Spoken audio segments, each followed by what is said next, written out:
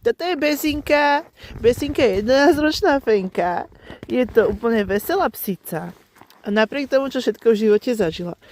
Je to náš pacient, má chorú štítnu žľazu a je to chronické ochorenie, ale nie je to nič hrozné. Stačí občasné nejaké návštevy veterinára pre kontrolu, kde sa odoberá krvička a zistí sa, ako na tom je a dvakrát denne dostane tú svoju tabletku.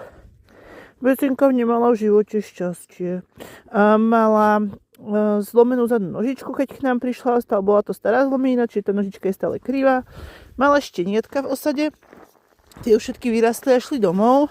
Mala demodex, mala dieru žalúdku. Všetky tieto nešťastia sa jej vyriešili. Vyliečili sme to a dnes je Besina tak zdravá, ako len môže byť.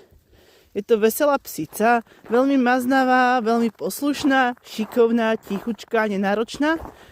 Akurát stále si nevie nájsť ten svoj domov. A to sa veľmi divíme, lebo Besina je láska.